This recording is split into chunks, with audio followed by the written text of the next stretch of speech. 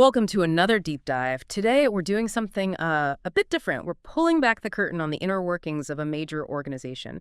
We're going to dive into an actual internal audit report. Yeah, specifically an ISO 14001.2015 Environmental Management System audit, an EMS audit. Right, from a significant player in oil and gas, Oman GAS. Mm-hmm. Our mission, like always, is to cut through the jargon, find those key nuggets of knowledge, maybe some surprising facts. Yeah. This isn't just about, ticking boxes on regulations. Yes, no. It's about real-world operations, that sort of subtle dance between policy and practice, and what it really takes for a big company to manage its environmental footprint. And this report, it's quite fresh, July 12th to 14th, 2025, conducted by lead auditor Ahmed Al-Zajali and auditor Fatima El-Balushi. It gives a fascinating look inside, covering critical areas. Like production facilities, waste management. Right? Gas production, waste zones, even emergency response. Yeah. And the goal, well, was about evaluating conformance to the standard, obviously ensuring legal compliance, but also, crucially, finding ways to continually improve. Okay. And as you'll see, I think, even in a sector like oil and gas, which is so heavily regulated, Yeah. the human element, that can often be the biggest challenge. Quite surprising sometimes. Right. Okay, let's get into it then. Let's unpack this report, clause by clause. Sounds good. We'll look at where Oman GAS is doing well, but also where the audit spotlight found maybe some surprising gaps. Those moments where the system, even a strong one, has vulnerabilities. Mm-hmm. So first step, clause 6.1.2.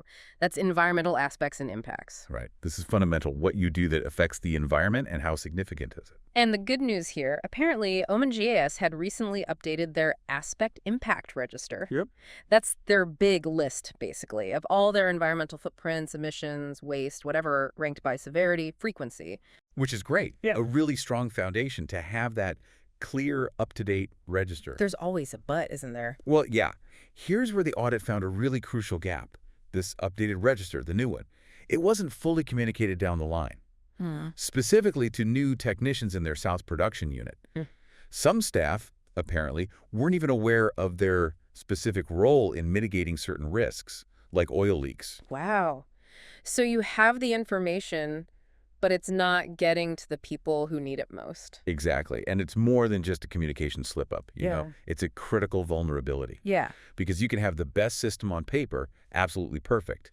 But if the people on the front line, the ones doing the work, don't fully grasp it or their role in it. Then the system is fragile. Precisely. It's like this silent erosion of safety, just through lack of awareness. Okay, that communication gap. Yeah. It actually leads quite nicely into the next finding, doesn't it? Under clause 8.2, emergency preparedness and response. Yeah. And this one is genuinely eye-opening, almost hard to believe. So picture this. They're running a spill containment drill. Practice, right? Standard procedure. The secondary responder team reports to the wrong location. Oh, wow. Seriously. It's like trying to find a restaurant in a new city using a map from 10 years ago. But with much, much higher stakes. Exactly. In oil and gas, that's not just an inconvenience. An outdated map could be. Well, it could lead directly to disaster in a real emergency. So what was the root cause? The audit team nailed it down pretty quickly. Outdated emergency maps in the control room. Simple as that, but critical. And they had proof. Oh, yeah. The evidence was clear. Drill logbooks, GPS timestamps from the team, interviews with the responders, it all pointed to the maps. So the recommendation was obvious, I guess. Update all the maps everywhere. and run refresher training. It just hammers home how vital, accurate, completely up-to-date information is when, every single second counts. Okay, moving on. Clause 9.1.1, monitoring and measurement. And here, another positive observation initially. They do monthly environmental monitoring, air quality, effluent discharge. Standard stuff, yeah. Using calibrated equipment, and importantly, all the parameters were well within the legal limits set by the Ministry of Environment. Which is absolutely crucial. Foundational for compliance, for operational integrity. You need that data. Yes. And the routine monitoring itself seemed robust. It was. However, another however, Uh-oh. a small but potentially significant oversight. Calibration certificates. For two specific gas analyzers, they were renewed 10 days after their due date. 10 days late. Okay, is that a huge deal? Well, it might seem small, but it highlights something profound about compliance, doesn't it? Trust in your data. It isn't just about the final number. It's about the whole process. Right, the integrity of how you got the number. Exactly. A missed deadline, even just by 10 days, it can cast a shadow over that whole month's data. It erodes confidence, invites scrutiny, even if the actual readings themselves were perfectly fine. It's about demonstrating control. Got it. Okay, now, let's talk about what the audit flagged as the most critical finding. Yes. Clause 7.3, awareness. And this wasn't just an opportunity for improvement or a minor issue. This was flagged as a major nonconformity. Which, in audit language, is serious. That means it's something that could genuinely impact the whole system's effectiveness. Right. Could jeopardize legal compliance, potentially even lead to environmental incidents. It's a big red flag saying something fundamental needs fixing, like now. Those all love it. Get this. They interviewed 5 staff members in the waste storage area. Okay. Only 1 knew about the company's environmental policy, and none of them could identify the environmental aspects directly related to their own job. Wow. None. In a waste storage area. None. That's pretty alarming, isn't it? That is profoundly concerning. Because that lack of awareness, it's a direct pathway to compliance violations, or worse, actual environmental harm, if you don't know the risks or the policy. How can you follow procedures or react correctly? Precisely. The audit dug into the root cause, found a couple of things. Lack of a proper induction program for contract staff. Ah, the contract staff again. Yeah, and also that the main EMS training was mostly limited to permanent employees. So the people actually handling waste potentially didn't get the memo. It seems that way.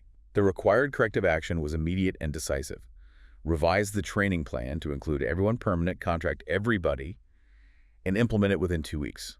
Okay. It really throws it into sharp focus, you know? Yeah. What are the real consequences when the people doing the hands-on work just don't grasp the why behind the rules, or maybe don't even know what their specific responsibilities are? Yeah, that's a critical disconnect. But let's balance this. Let's end this section on a positive note. Clause 5.1, leadership and commitment. Okay. Because despite these, frankly, quite serious operational issues, the report does note that top management at OMON-GAS shows strong support for the EM. That's crucial. They even made a recent significant investment in new vapor recovery systems to cut emissions. See, and that's important. That commitment from the top, it really is the bedrock for any effective environmental management system. You need that leadership buy-in. Definitely. So what's really illuminating here is the contrast, isn't it? Yeah. You've got this strong commitment from leadership, Yeah. good systems technically in place, like that updated register we talked about, the calibrated monitoring gear. Right. But then simultaneously, you see these significant, quite critical gaps down at the operational level. Communication, awareness, Yeah. particularly with new folks and contractors.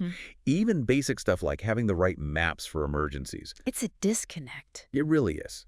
And it tells us something vital, I think. An effective EMS isn't just about having the policies written down, the procedures documented. It's not just paper. Exactly. It's about making absolutely sure that every single person from the top floor down to the newest contractor fully understands their part and integrates it into how they work every day. Okay, so let's broaden this out. What does this all mean for you listening right now? Maybe you're not in oil and gas. Maybe you're in healthcare, tech, manufacturing, maybe running a small business. Doesn't matter the sector, really. Right. This deep dive shows us, I think, how seemingly small details can compound. An outdated map seems minor until it's not. A late calibration certificate, okay, maybe not the end of the world, but it erodes trust. Lack of proper onboarding for a new team member. Yeah, these things can create a domino effect, leading to serious consequences down the line. It just highlights so clearly the critical importance of making sure knowledge doesn't just sit in a binder on a shelf. Or on a server somewhere. Yeah. It has to actually flow effectively to where the work is happening, to every single person on the ground who needs it. Which, you know, really begs the question, how do organizations actually ensure the compliance, that continuous improvement, especially when things are always changing? And this audit, I think, powerfully shows the value of doing these internal checks, these internal audits. They're not just about finding fault, catching people out. No, it's more proactive. Exactly. It's about proactively spotting those areas for improvement before they blow up into major issues, or worse, lead to real-world incidents or accidents. It's about a genuine commitment to getting better, constantly refining how information is shared, how it's understood, and crucially, how it's applied right across the board. So, wrapping up, we've seen today that even with, strong leadership, good intentions, the successful execution of environmental policies really hinges on clear communication and comprehensive, inclusive training across all levels. Absolutely. Every level, every person. So here's a final thought for you to maybe mull over as you go about your day. Okay. Consider this. In pretty much any system, right? Doesn't matter how well designed it looks on paper. The most common weak link, the usual point of failure. It often isn't the fancy equipment breaking down. Right. It's the critical piece of information that didn't get passed on, the procedure that wasn't quite understood correctly, or the individual who just wasn't fully brought into the loop. So the question for you is, what seemingly small detail in your own work, or even your life, might have a significant ripple effect if it's not properly communicated, understood, or addressed? Something to think about. Thank you for joining us on this deep dive. Thanks, everyone. Until next time, keep digging for those insights.